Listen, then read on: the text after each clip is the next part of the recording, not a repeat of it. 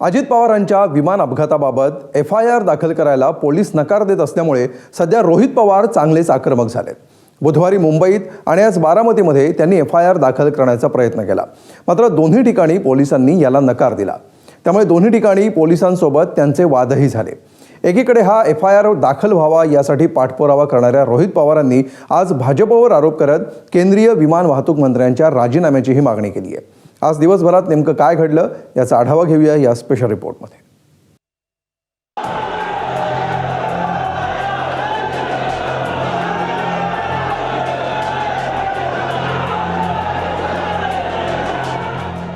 महाराष्ट्राचे दिवंगत उपमुख्यमंत्री अजित पवार यांनीच पुढाकार घेऊन उभारलेली बारामती तालुका पोलीस स्थानकाची ही इमारत सकाळी 8:30 वाजल्यापासूनच इथं कार्यकर्त्यांनी गर्दी करायला सुरुवात केली। सकाळपासून कार्यकर्ते वाट पाहत होते आमदार रोहित पवारांची।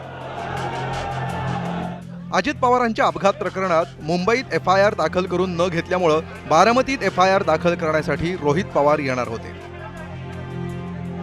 त्यापूर्वी सकाळी 9:30 वाजता राजेंद्र पवार पोलीस स्थानकात दाखल झाले। त्यानंतर 10 वाजता युगेंद्र पवारही इथं आले आणि 10:10 रोहित पवार FIR दाखल करण्यासाठी पोहोचले।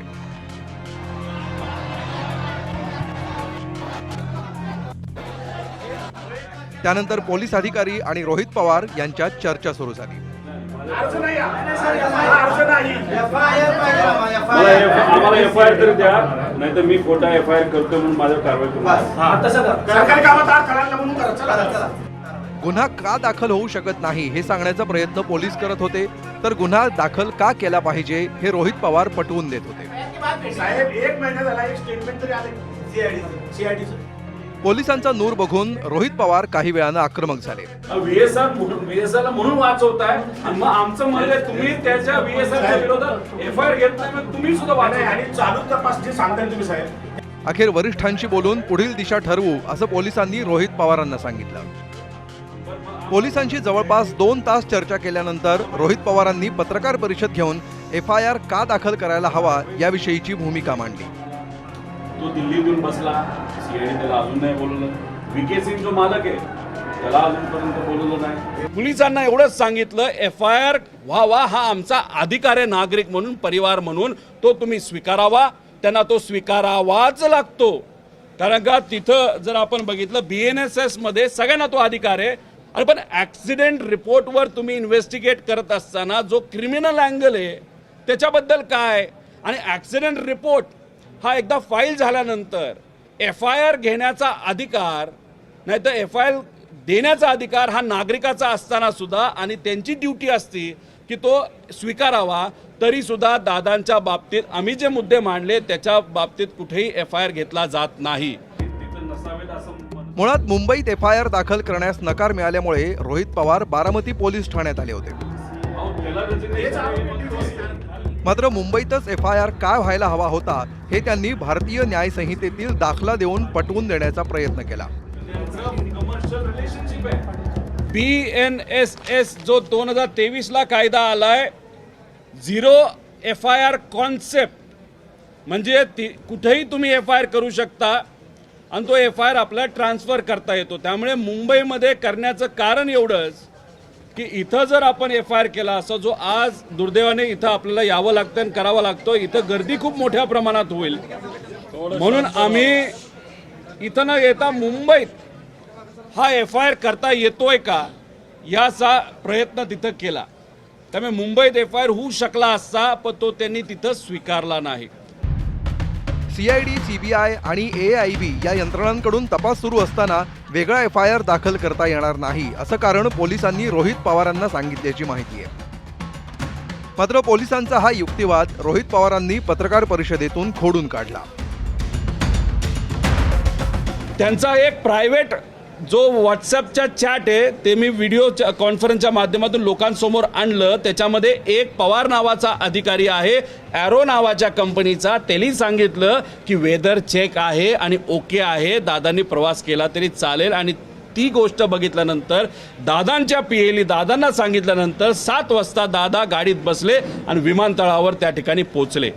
मग ही ॲरो नावाची कंपनी आहे, याच्यावर FIR करा असं आम्ही तिथं सांगितलेलं आहे. VSR कंपनी आणि भाजप यांच्यातल्या नात्याचा संदर्भ देत त्यांनी केंद्रीय विमान वाहतूक मंत्र्यांच्या राजीनाम्याच्या मागणीचा पुनरुच्चार केला.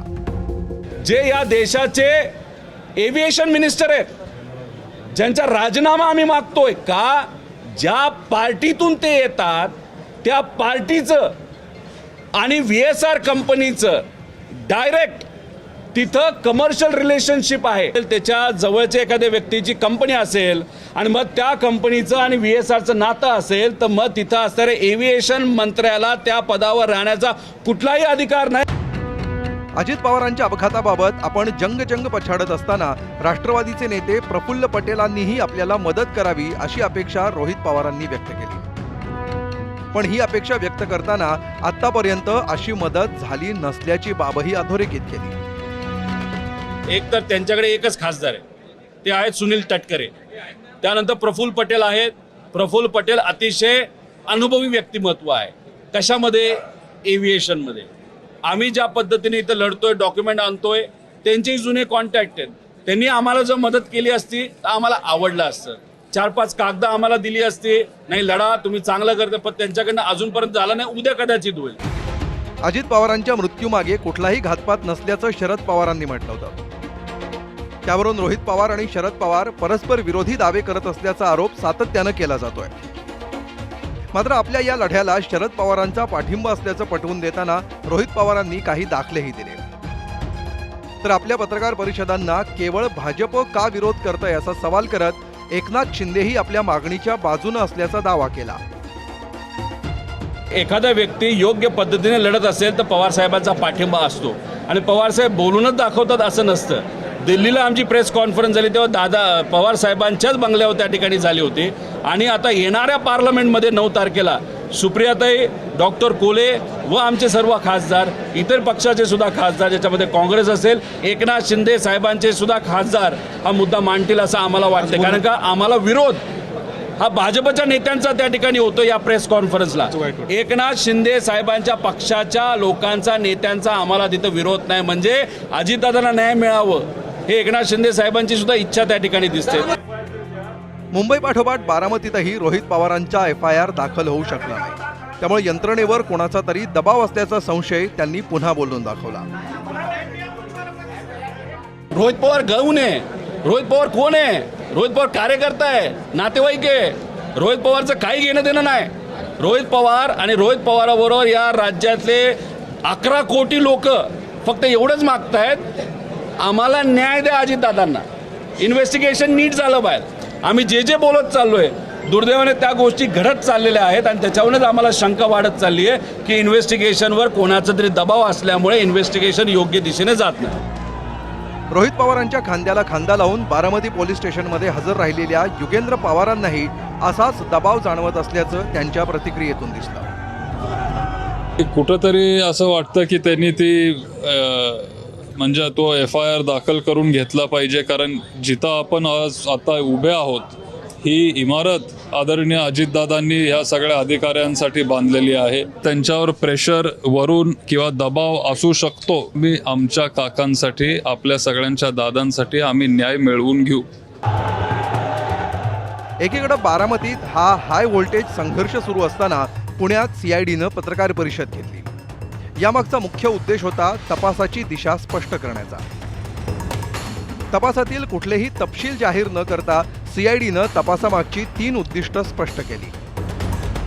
या आकस्मिक मृत्यू मागे घातपात आहे का, हा त्या तपासाचा एक उद्देश आहे.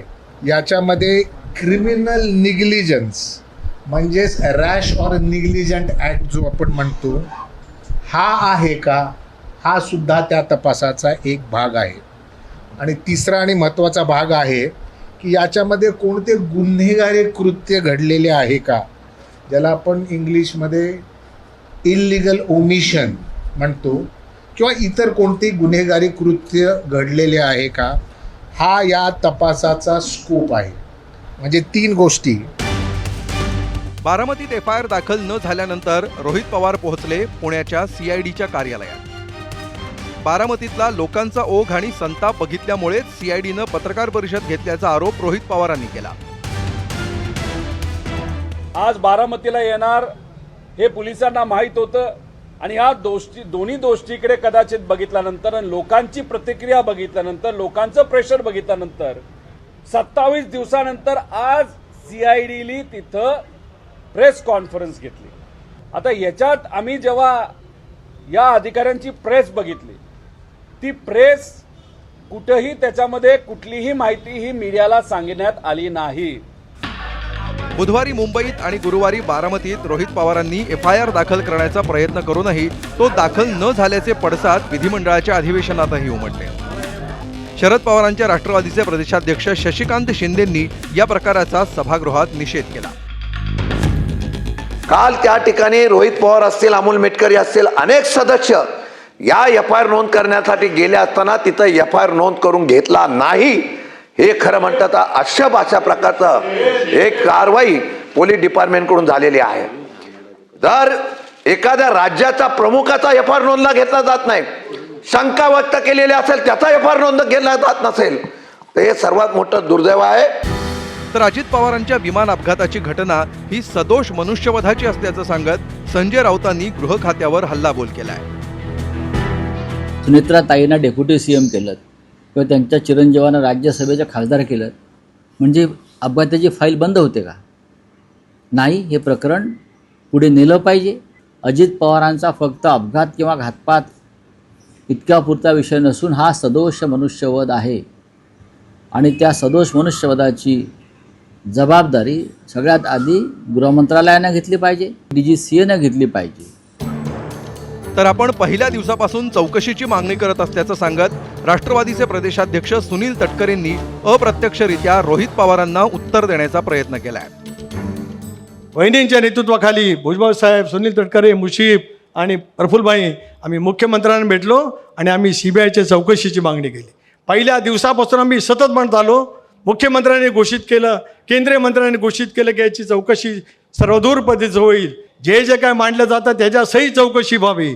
जगातल्या तपास यंत्रणा सुद्धा नेमल्या जाव्यात आणि याच्यातील सत्य हे केवळ एका दोघांसाठी नाही, महाराष्ट्रातल्या 13 कोटी जनतेबरोबरच देशातल्या 130 कोटी जनतेला सुद्धा साधन ते माहिती चौकशीच्या माध्यमातून देशासमोर आली पाहिजे. स्वच्छपणाची भूमिका पहिल्या दिवसापासून घेतली. रोहित पवारांनी व्यक्त केलेला घातपाताचा संशय आणि या प्रकरणाचा त्यांच्याकडून सुरू असलेला पाठपुरावा यामुळे विलिनीकरणाची चर्चा मात्र पूर्णपणे थांबली आहे. त्यातच पोलिसांनी एफआयआर दाखल करायला नकार दिल्यामुळे अजितदादांच्या विमान अपघाताबाबत उलटसुलट चर्चा राज्यात सुरू झाल्या. आता या प्रकरणात रोहित पवार काय पावलं उचलणार आणि सरकार याला कसा प्रतिसाद देणार याकडे सर्वांचंच लक्ष असणार आहे. ब्युरो रिपोर्ट, ABP माझा. ABP माझा, उघडा डोळे बघा नीट.